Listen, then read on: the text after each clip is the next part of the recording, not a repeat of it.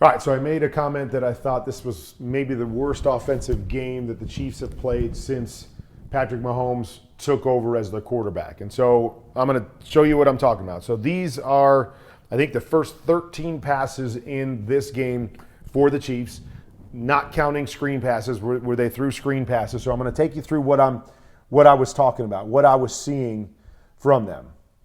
And I gave credit to the Raiders because the Raiders deserved credit, okay? And so here we go. We've got the deep curl up top. We've got a post down here.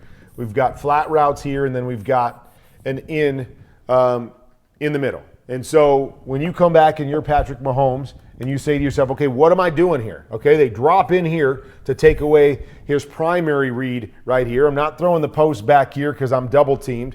Take away both flats. Now, the only shot I have is this runaway in route that we have right here. And I get it. You just got, and a lot of people can look and go, well, throw it to that guy then. Well, I get it. Throw it to that guy, but you're not expecting that guy necessarily to be your first read in a situation like this because you feel like they're playing more of a zone than they're playing a man coverage. But regardless, that's the one guy that maybe is open, right? It's still pretty good coverage right there, but perfect coverage right here on the back end. And that's where you have to give the Raiders credit.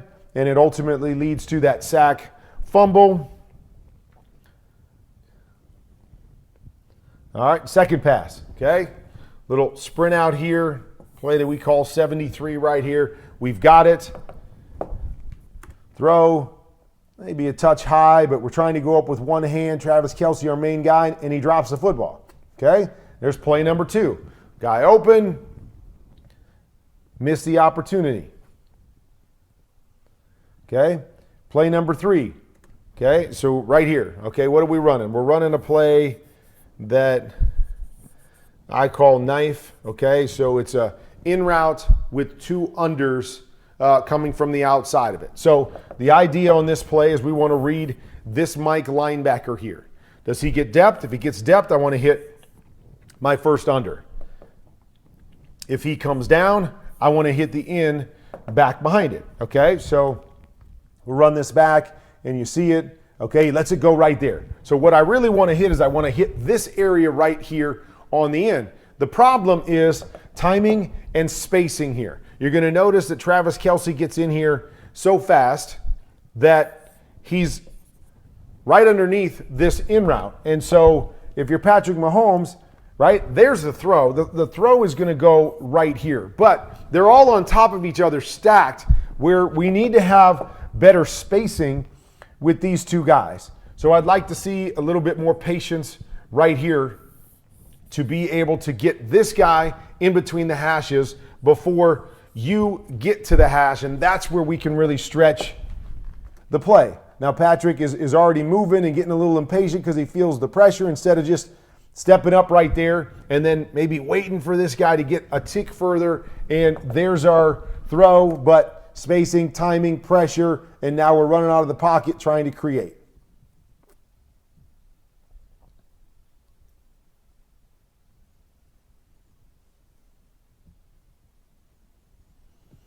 Okay, so we've got post, wheel, or shoot.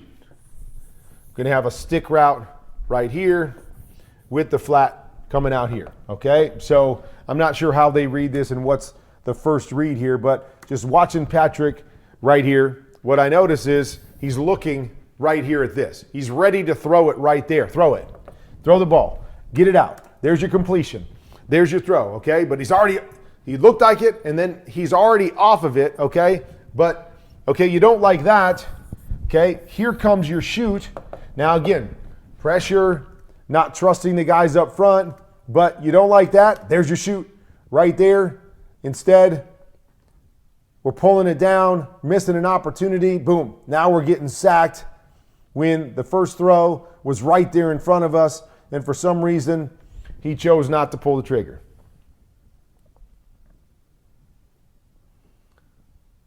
Okay, so we got another 4-strong situation here. So 1, 2, 3, 4 guys over to this side.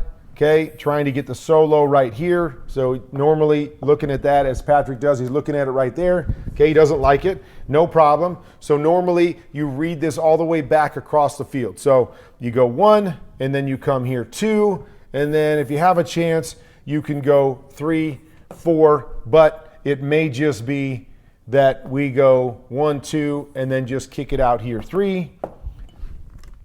So there's a shot right there at Kelsey. Okay, we don't like it. That's okay. No problem. Let's just kick it back out to the other side. I can live with that. But here's what happens, right? We kick it out there, and then look, man, guys are rallying all over the place. Again, credit to the Raiders. Man, we get a loss on that play, even though it may have been the correct read, or I'm fine with that read. But this is what's going on in this game. Is credit to the Raiders, and then the Chiefs on the other side, not playing great football. Okay, so here's another one where we're going to end up getting a penalty here, but we're going to run curl, flat, check, flat, and then we've got this middle right here. Okay, so Patrick, again, kind of similar to that first play that we saw. Okay, Patrick's going to the middle. Good call, right? Because we got 2-on-1 here, 2-on-1 here, match. So he's going back to that middle throw that we saw in the first play where he didn't have anything. Now, Patrick's throwing for him to sit, and Travis Kelce is running through this, okay? So why do I say that? Because I believe Travis should be sitting here, which is what Patrick's expecting of him. So that's why the ball goes way inside of him. Why do I say that? Because we have curl and we have curl, okay? Very seldom do you have a guy run through a zone and come running out the backside here when you've got a curl that's going to be there on the 40-yard line, because now we're just covering it up. So I believe he was supposed to just push and hook right here. Instead, he keeps going. Now we've got an incompletion on a 3rd and long situation because of that miscommunication. Now, I know they have some freedom, those two guys, to kind of see and try to get on the same page. But again, this is what we're seeing in this game. Lots of different issues here, okay? So then let's let the O-line take their shot. Push down here. Boom. We're open. We're going to have a great chunk throw right here. But before Patrick even has a chance to set up,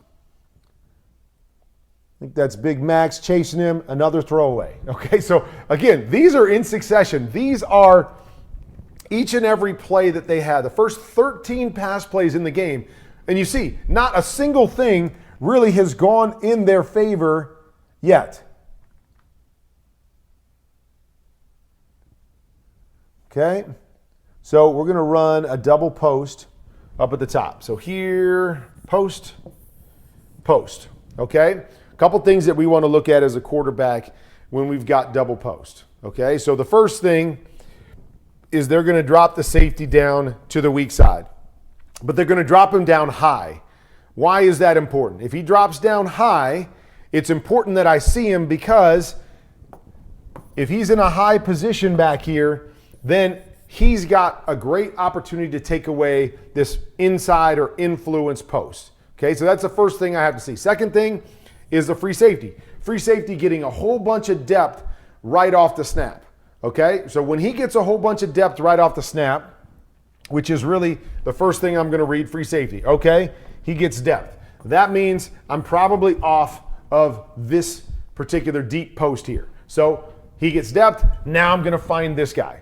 If this guy continues to come down, I'm going to think inside post. If that guy falls off, I want to get right out here to my comeback right now. Okay, so I just want you to watch. Okay, deep safety gets deep. No chance to beat him on a post right here. Okay, so eyes are right here. Nope, no chance. He gets depth. Get to your comeback right now. Now, Patrick gets there eventually, but I want to see it happen a little bit faster because of all the issues around him. Now, he gets there and he makes a good throw, but you notice how his receiver's just sitting there waiting for the ball. A little bit late, but we ultimately get the completion. We find the right guy, and we got something positive happening.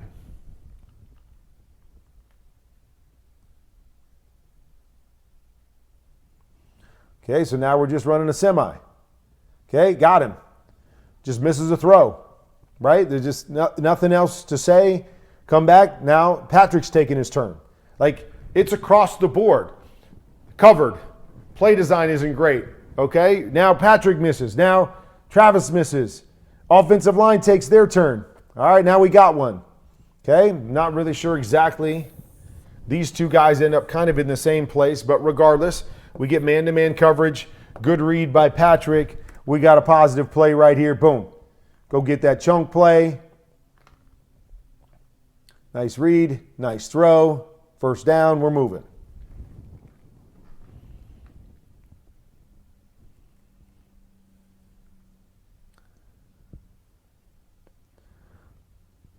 Okay, little play action. Now again, not really sure the play design. We're going to do this. So a deep cross. So that's a play that, you know, we'll run sometimes and try to get man-to-man coverage. But normally we don't put a corner route underneath it because now it junks everything up, like to this side. Like, I don't know what we're trying to get. Again, maybe one side's against zone. Maybe the high-low with the corners against zone and the cross is against man. But here's the throw right there that we should be making. We should be having this high-low over here to this side. You see the defender running deep to cover Travis. Back is a little late coming out, but that's where the ball should be going right there. Instead, we got to try to make a play, and Patrick does with his legs as he was running most of the day, but there's a throw right there in front of him because, again, double cross. Should be off the double cross. These two guys should be off as soon as we get zone coverage because you see it. One guy waiting here, another guy waiting there, don't have anything. Now it should become high-low right there to my corner flat.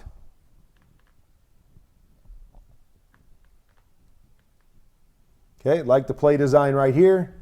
Okay, so we're just going to run on a 3rd and short. Here, quick to the flat. Nice job here creating the rub. Just trying to get this quick flat out. I like it. Boom, right there. We got it. Now the crazy thing is, even with all this, right, it looks like it's going to be easy first down. I like the play design, but even with this, look, catch, boom. Gets hit, barely gets anything afterwards. Credit to the Raiders. Even though a good play design, we get it to work. We get our first down. But man, nothing was easy in this game for the Chiefs. Okay, and then we're going to finish with the interception here. Okay, so it's great teaching. It's just something that they love to do. So we're going to run what we call Sprint 71, okay, or you might call it horn, a hitch, and a corner. Okay, so it's a hitch and a corner. So we're coming out and we're trying to hit the hitch right now. Trying to bang that on him as Patrick's trying to do here. And really, we have to read two things right here. Okay, so the first thing we have to see is this outside linebacker. Okay, so if that outside linebacker is buzzing hard, we've got to beat him with our hitch. If we get him to hold inside, then our eyes need to go to this corner so we can high-low the corner. But this isn't easy to read this. Okay, so we come out here and we get the hold inside. And so I see what Patrick sees. He sees this corner open and turn to that side. So he's trying to hit his hitch right now. Now, first thing I'll ask is the outside guy too deep? Okay, because normally what you want to do is we run this at 5 yards and then we run the corner up over the top of him. So is he too deep? Because the deeper he goes, the longer this read plays out and the more the corner can be involved in both of them. So is he too deep? Because you see the ball right here, we'll say it's on the 25-yard line and he's getting all the way to the 28, 29. Should he be right here? Should the ball be coming out right now and now we beat the corner, or the corner shows us what he wants to do sooner and that gives me the corner route over the top? So that's the first part. I don't know. Maybe they run this a little deeper than normal. I've seen him running a bunch. Looked like Patrick was expecting him to be a little bit quicker, okay? The other aspect of it, okay, is what I hate when guys run hitches is I hate when they widen. When they widen on the hitch, okay? Because when they widen, what it does is it leaves a lane for this corner because the corner's not going to widen all the way to the sideline. Leaves a leverage for this corner. So you'll see, watch him widen. Watch him, look how wide he gets. So what he does is he opens the door for this guy to break underneath and create this. So if this guy runs here straight up the field and runs his hitch, this corner is outside of him. Corner has outside leverage here. So then he's not going to pick this football off because he's going to have to go through the man to get the football. But because we widen, and I think because we got a little bit too much depth, we open the gate here for this guy to be able to drive and intercept it. Because you see on the throw, you see what the corner has to do. He's got to come, and it still takes him time to have to go outside to get in position to take this ball away. Whereas if our receiver is here, he's got to run through our guy to get the football. I don't believe it's a pick six. So again, there's a lot of factors. I don't know exactly which of these factors played out because it's 1, 2, 3. Look how quick Patrick throws it. I think he's expecting him to turn sooner. They do outside release and widen this play. I don't like it because it does open the gate for the corner. But regardless, I think there's a lot of things going wrong here across the board, which ultimately leads to a pick six. But you see it. First 13 pass plays, very few did the Chiefs execute well.